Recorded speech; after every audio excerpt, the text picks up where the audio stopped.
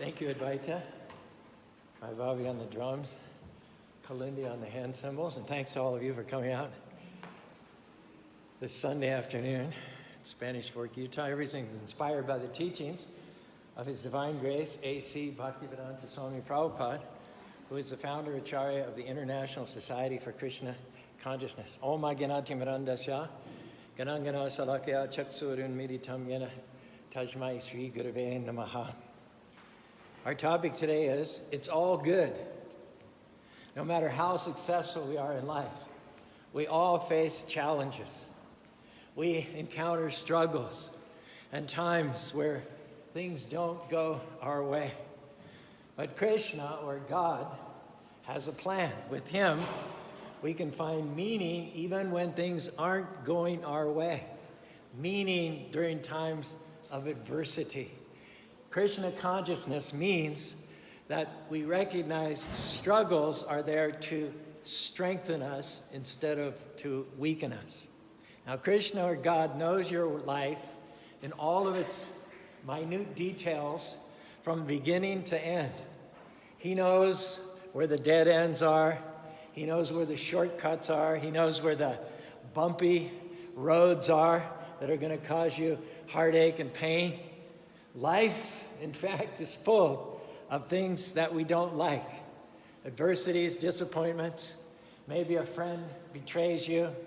You didn't get the promotion although you deserved it. The door closed. We see things as being negative when they come against us. We think that was bad because it didn't work out. My prayers didn't get answered. It's easy to get discouraged, to lose your passion. But here's something to consider. Krishna, or God, would not have allowed that diversity, that adversity, unless He's going to somehow or other use it for your good. That means that everything that happens in life, you may not like it, you may not understand it, but if you keep the right attitude, it's going to push you further into your destiny. It's going to strengthen you, build up your spiritual muscles. The closed doors, the difficulties, the delays, the person that did you wrong, we're telling you tonight, it's all good. Krishna is saying, I'm in control, not the enemy. It may not feel good, but if you learn to trust me, I'm going to use it for your good. When you understand this principle, life gets a lot more user-friendly. It becomes a lot more freeing. Prabhupada, our Guru, says in the purport to this verse in the first canto, 7th canto, in connection with Prahlad Maharaj, a young 5-year-old boy who had, obviously, you get the picture, he had a lot of things not going his way. He had a lot of adversity from the slide, right? So in connection with this, our Guru says, one has to become an advanced devotee to understand how Krishna's direction is going on. Don't think that things are taking place automatically. Even in an adverse condition, a devotee does not see that this is happening without the direction of Krishna. Even if he is in an adverse condition, he doesn't feel pain, disappointment, anguish. He knows that this adverse condition is not outside the plan of the Lord. So, I am fully surrendered to Krishna. Why? I shall not take this adverse position as the special mercy of Krishna. Tatenu kampam susamikshamano bunjane vatma kritam vipakpam. A devotee is not disturbed by adversity. He takes it rather as the gift, the special mercy of Krishna. And it is said that anyone who takes adversities in this way is guaranteed to go back to home, back to Godhead at the end of this life. Guaranteed. That translates into meaning that you don't get upset when a coworker plays politics and leaves you out. You know it's all good. Krishna allowed it, so He's going to use it. You tried, and the business just didn't make it. You don't, at that point, kick in the bucket, throw in the towel, give up on your dreams, because you know it's all good. It's part of the process. Simple things like getting stuck in traffic. You don't get frustrated. You don't let it steal your joy and ruin your day, because you know that Krishna, or God, is directing your steps. He may, by getting you stuck in this traffic jam, be keeping you from an accident should you be traveling at a normal speed somewhere else. He may be developing the quality of patience in you while you're stuck there. Whatever it is, keep the right perspective, knowing it's all, can you say it with me? Good. And it just boils down to one simple thing: trusting Krishna. You're not going to understand everything that happens. If you try to figure it all out, then it's just going to lead to frustration. But know that Krishna, God, can see the big panoramic picture for our lives. He closes doors that we had prayed to open because he knows in advance that it's going to be a waste of time. And when you're mature, instead of getting bitter when things don't work out, you're going to have a different reaction. You're going to say, Krishna, I trust you. I may not like it, but I believe that you know what's best for me. And here's something to consider. Some of the things that Krishna has in your future, if he gave them to you right now when you wanted them, you couldn't handle it. Maybe he just loves you too much to let it happen before you're ready to shoulder that promotion, that family, that burden, that relationship, that business, that responsibility. In the meantime, he's molding your character. He's growing you up. That boss who gets on your nerves, doesn't treat you right. You keep trying to pray him away. Well, the reason that he's not going away is because Krishna is using him like sandpaper. I have water here, Kalindi. I have a...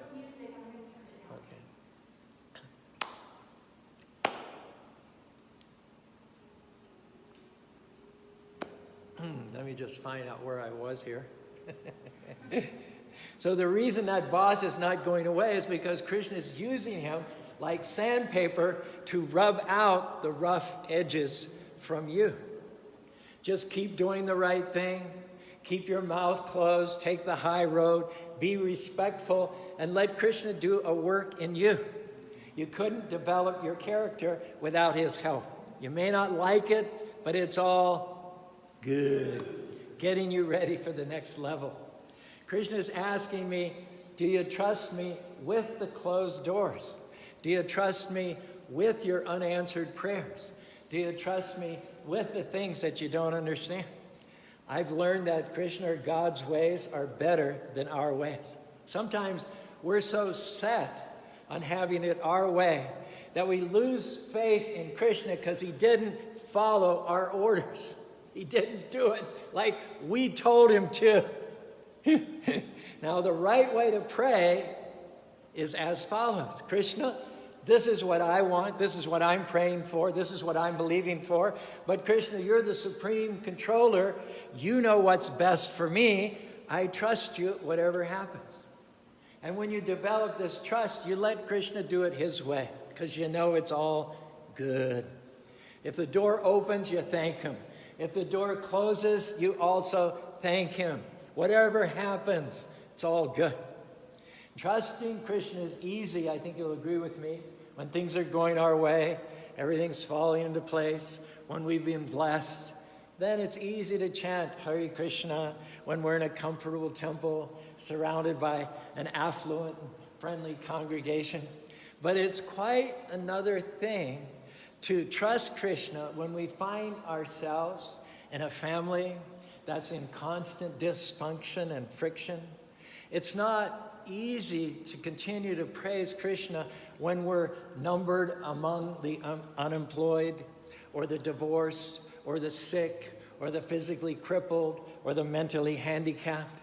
It's not easy to trust Krishna when our life is threatened by a terminal disease. It's not easy to praise Krishna when we're old and alone in a rest home, forgotten by family and friends. It's not easy to praise Krishna or God when our waking life is more like a nightmare than it is like a dream. But can I tell you, there's so much overlap between adversity and blessings. It's impossible to see where the one ends and the other one starts. Blessings and adversities are mingled together into one harmonious pattern.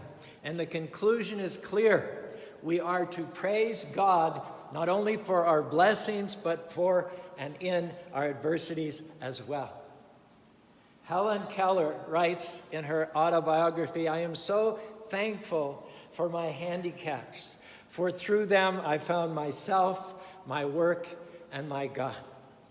All things work together for good for those who keep the Lord first place in their lives." It doesn't say some things, it says all things. Right now, they may not be good. It may be painful to go through a loss. It hurts when people do us wrong, discourages us when a dream doesn't work out. By itself, it may not be good, but Krishna promises he's going to use it and this, and this, and this, and this, and this, and bring it all together like a recipe. And one day you'll look back and you'll say, that was good. That ingredient in the recipe might have been bitter at the time, like baking powder or baking soda, but in the end result, the final preparation was so good, so tasty. Charles Beard, the historian, says that one of the profound lessons of history can be summarized in the proverb, "The bee fertilizes the flower that it robs."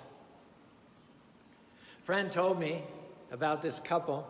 Every week, they would go to the hospital to encourage people. One day, the man had just parked his car and was walking across the street to the main entrance. A car came around the corner speeding, lost control, and hit the man, knocked him up on the hood, over the car, and into the pavement. He was right there. They took him into the emergency room. They discovered that he had bleeding on his brain. They took a full body scan to see if anything else was injured. They were looking for broken bones or any sort of other internal bleeding. None of that was a problem, but then they noticed a tumor on his kidney. And when they did a biopsy, they found that it was cancerous.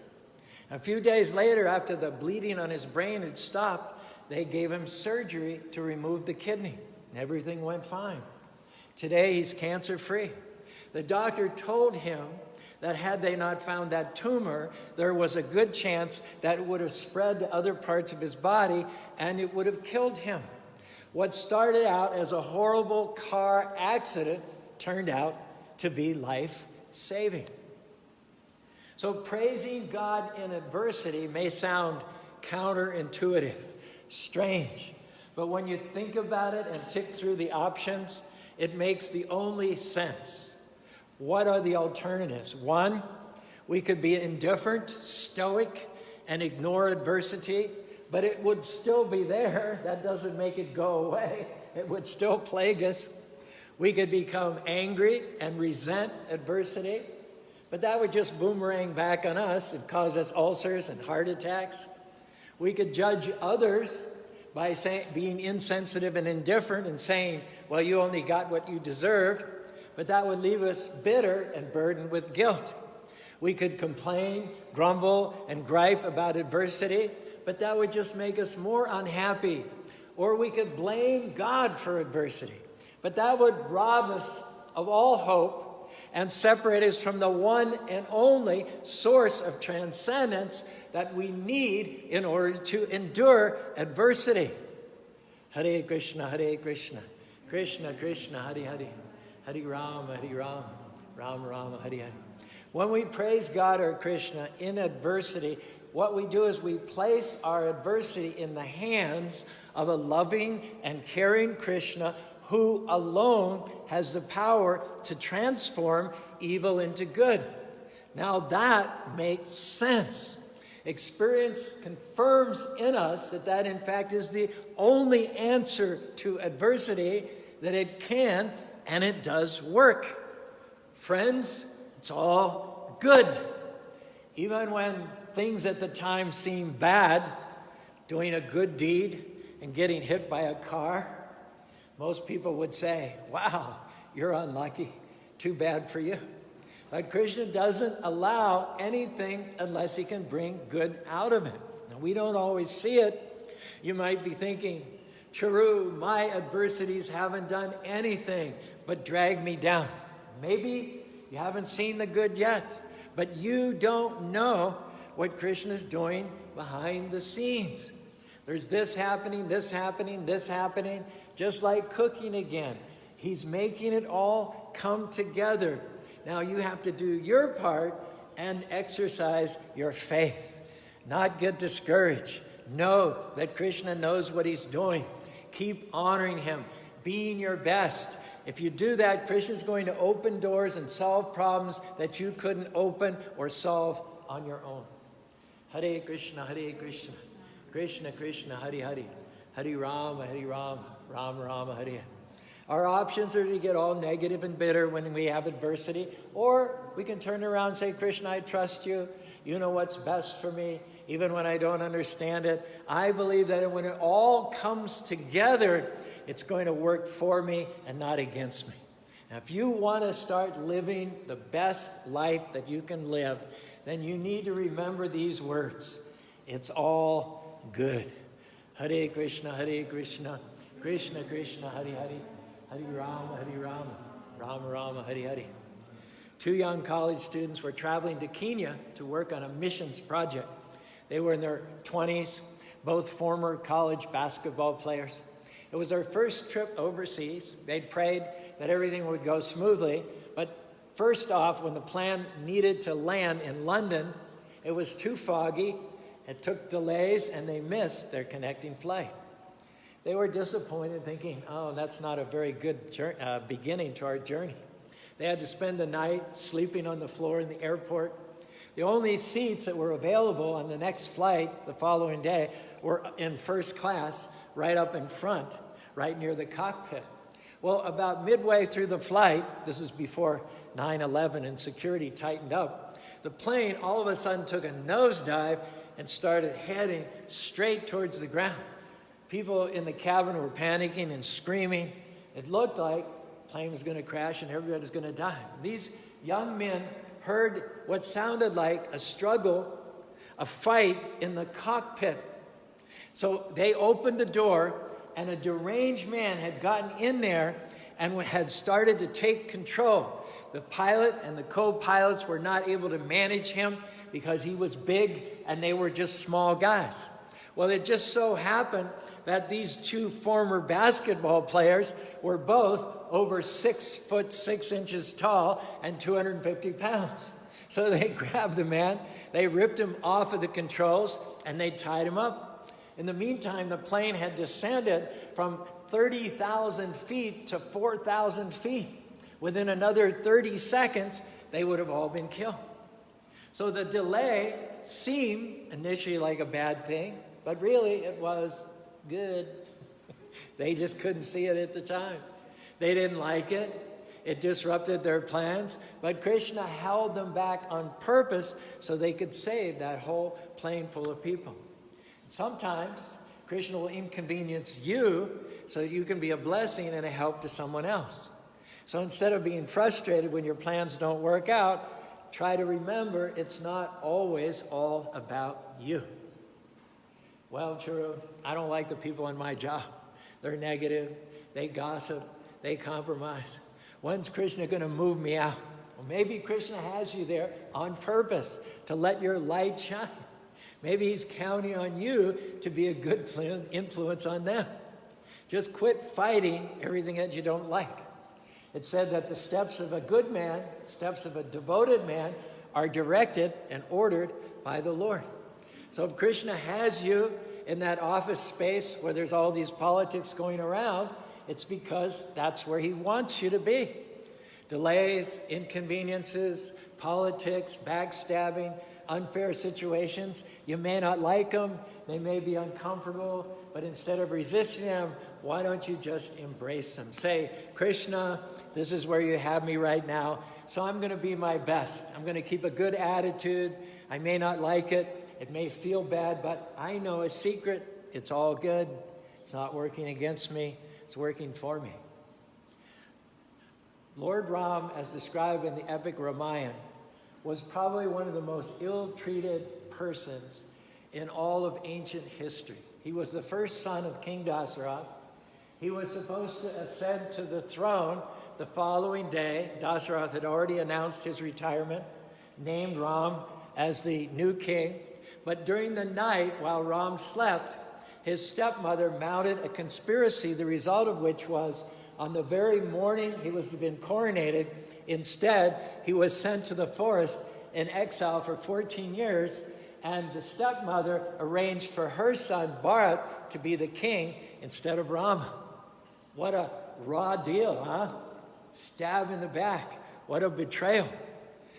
Bharat didn't know about the conspiracy of his stepmother, and when he heard that Ram was exiled and he was meant to be king, Bharat went with his entourage to where Ram was staying to beg him to come back, and also to break another piece of bad news, which is that Ram's father Dasarath had passed away out of grief of separation for Lord Ram. So here's how it's described in the Ramayana. So seeing his brothers and other relatives weeping, Ram felt compassion. Keeping his own grief in check, realizing it's not just about him, right? He said, quote, "No man is free to act as he pleases. In this world, the embodied soul is dragged here and there by the all-powerful force of providence. Nobody can control that force. All gains will end in loss. Every meeting ends in separation, and all life ends in death. As there is no fear for a ripe fruit other than a fall, there is no fear for any man other than death."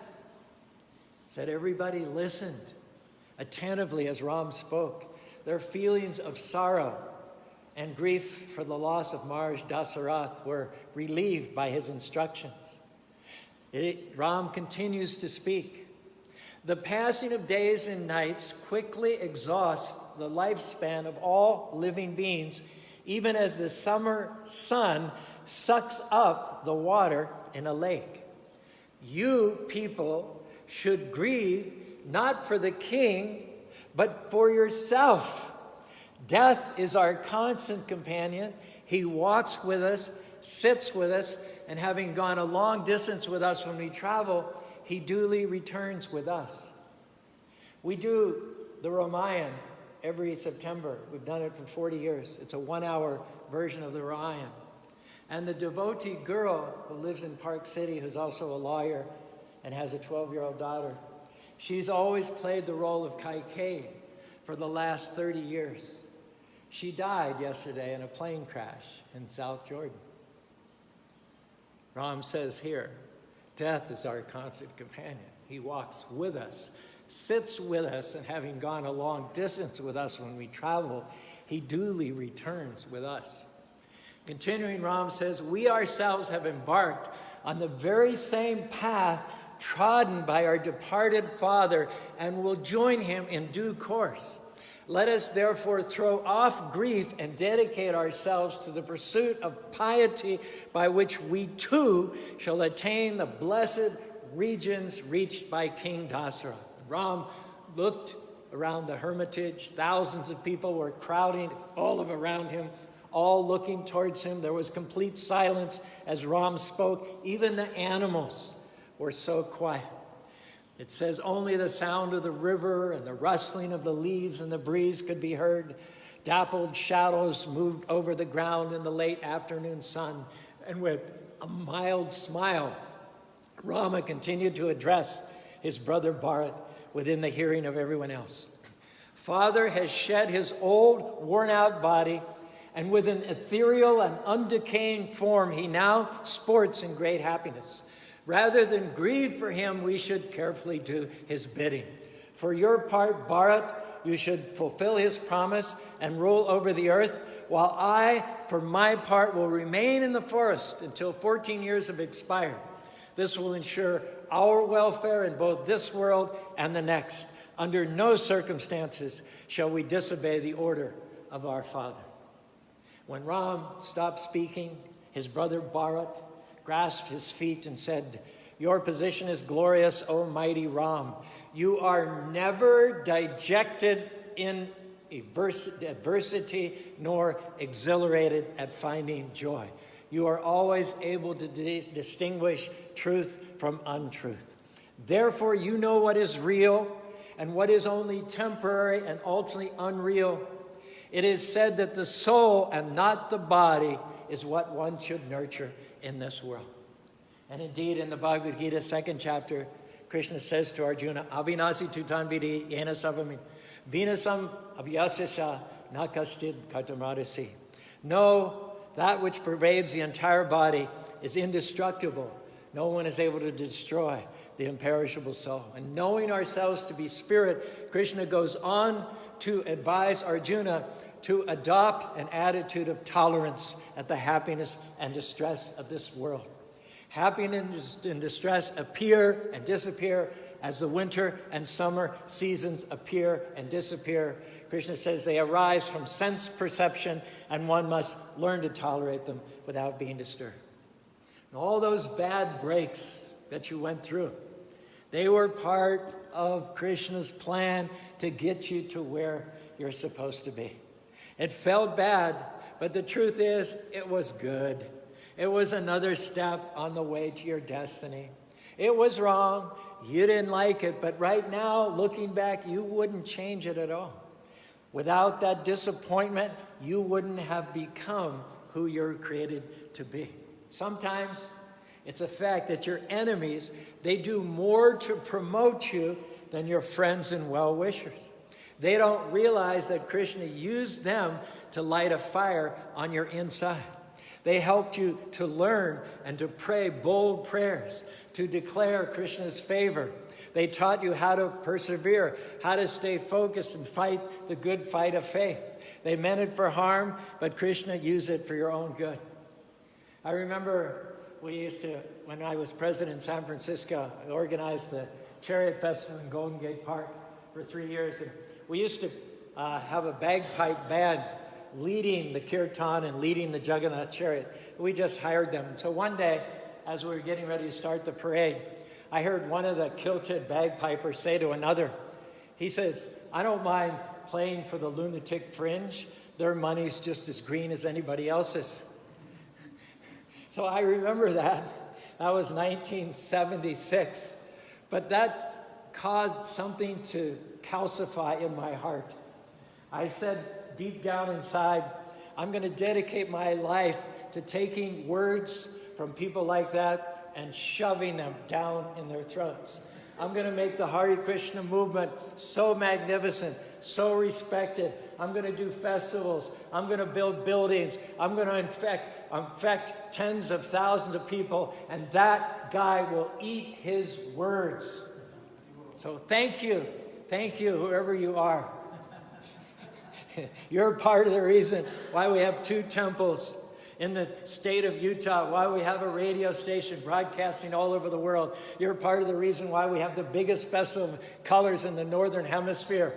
You're part of the reason why you people are here today. So thank you to your critics. Thank you to your enemies. They're not there to defeat you. They're there to promote you. So it's we ourselves who create most of our adverse situations. It is said it is we and not God. It is we who pervert love into lust. Am I wrong? Who take plenty and create poverty. Right? Who take progress and instead turn it into oppression. Who take differences and turn it into intolerance? Is it not we who make society into a seething cauldron of crime, corruption, and combating forces? Anybody going to deny that today?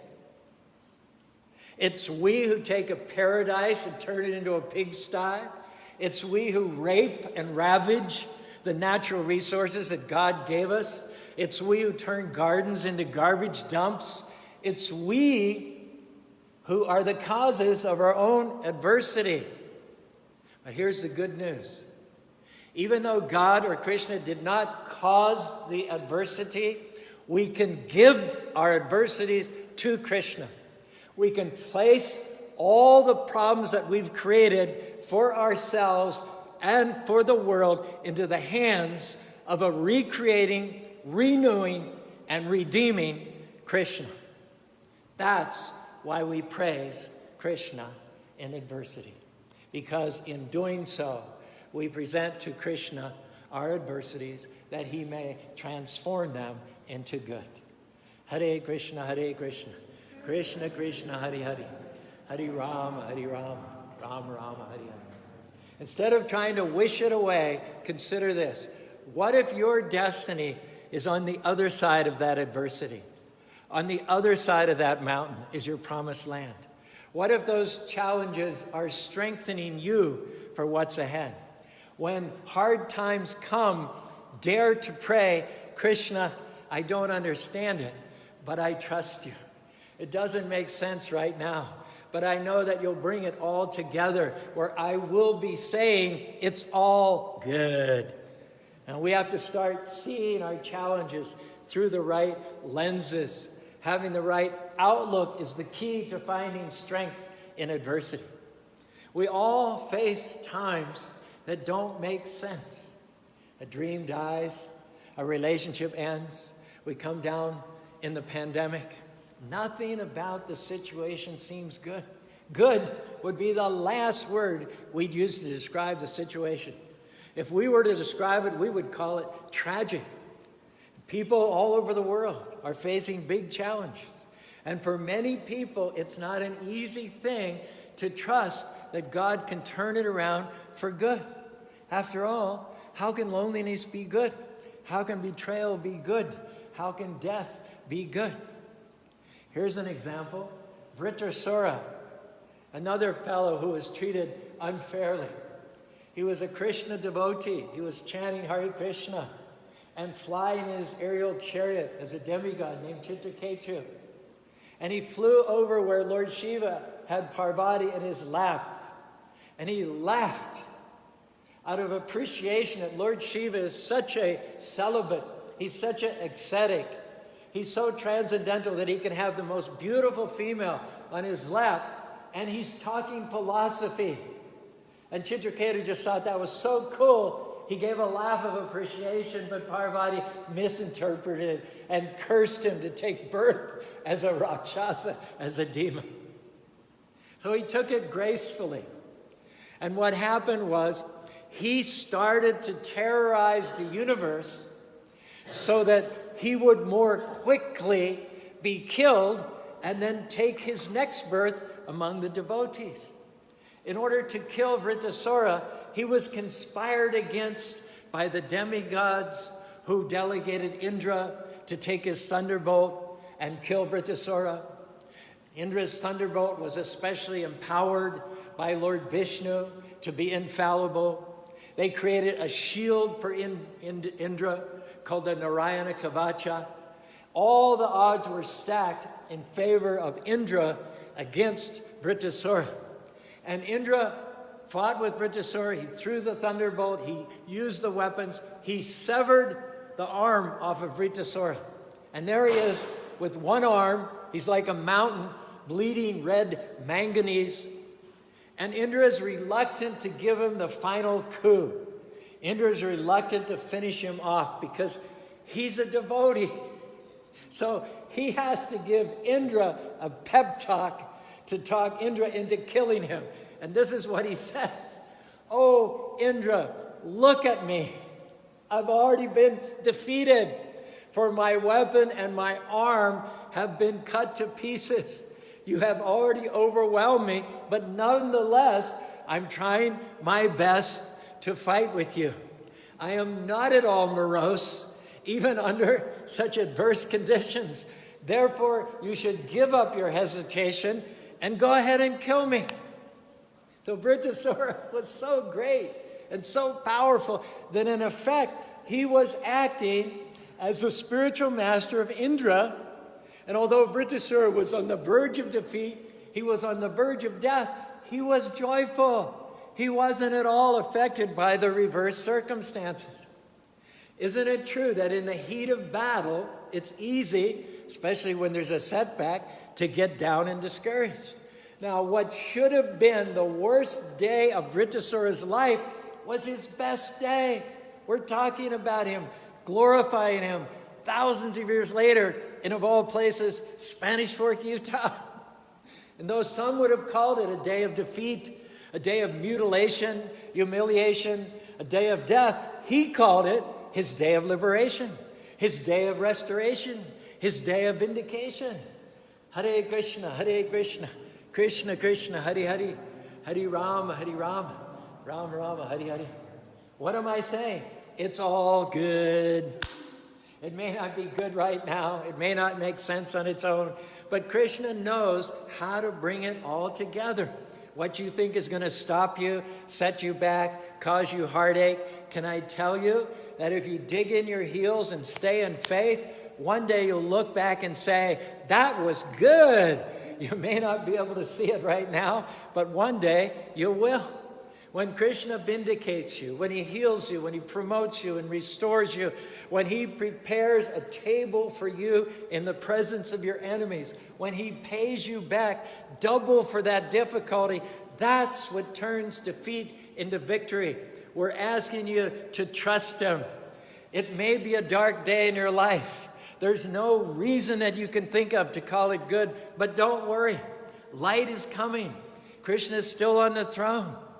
Maybe you're dealing with an illness or struggling in a relationship. You have people coming against you. Feels dark, lonely, discouraging. You don't see how it could ever work out. But the practice of praising Krishna in adversity as well as in times of blessing can be summarized in one memorable sentence. Quote, if you are dismayed with a problem that never seems to end, be encouraged by a strength that never fails.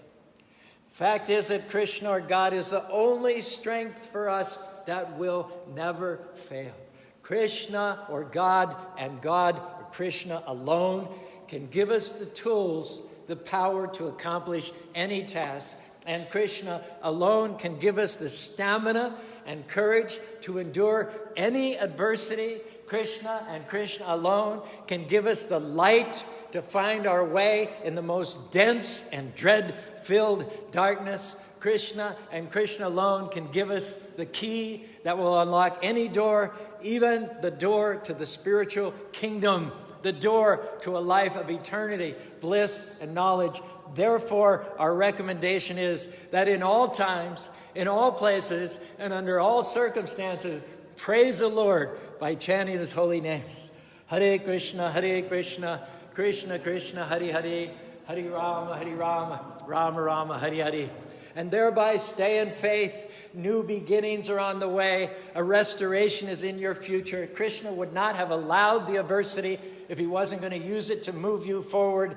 Everything that was meant to stop you, Krishna is going to use it to push you forward. He's bringing it all together right now. The critics, the enemies, the setbacks are all combining together to take you further, faster than you could have ever imagined in this life and in the next life, back to home, back to Godhead. Hare Krishna, Krishna Krishna, Hare Hare, Hare Rama, Rama Rama, Hare Hare. Thank you for your kind attention. And Advaita is going to lead us in a little bit of chanting. Is there one or two quick questions while Advaita is getting ready here?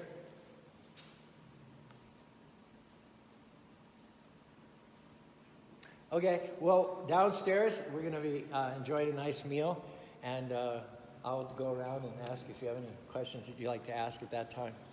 So thanks very much. You're welcome to stand and stretch, and now we're gonna have some singing, but be careful, you all know the deal, right? Keep social distancing. Be safe. Yeah, we'll just leave them here. I think so for now.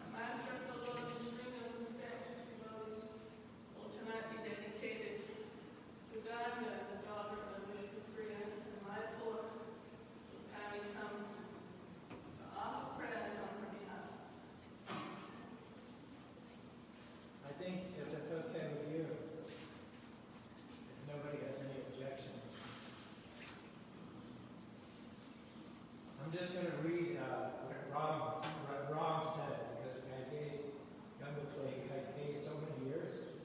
So this is what Ram said when he heard about the death of his father Dasara, and I hope it brings some solace. He said, keeping his own grief in check, he said, no man is free to act as he pleases. In this world, the embodied soul is dragged here and there by the all-powerful force of providence. No one can control that force. All gains will end in loss. Every meeting ends in separation, and all life has its end in death. As there is no fear for a ripe fruit other than a fall, so there is no fear for any man other than death. Ram said, the passing of days and nights quickly exhausts the life of all living beings, even as the summer sun sucks up the water in a lake. You should grieve only for yourself. Why grieve for another? Death is our constant companion. He walks with us, sits with us, and having gone a long distance with us when we travel, he duly returns with us. We ourselves have embarked on the very same path trodden by our father Dasara, and will join him in due course. Let us therefore grieve for a while, but ultimately throw off the grief and dedicate ourselves to the pursuit of piety, by which we too shall attain the blessed regions attained by those who went before us.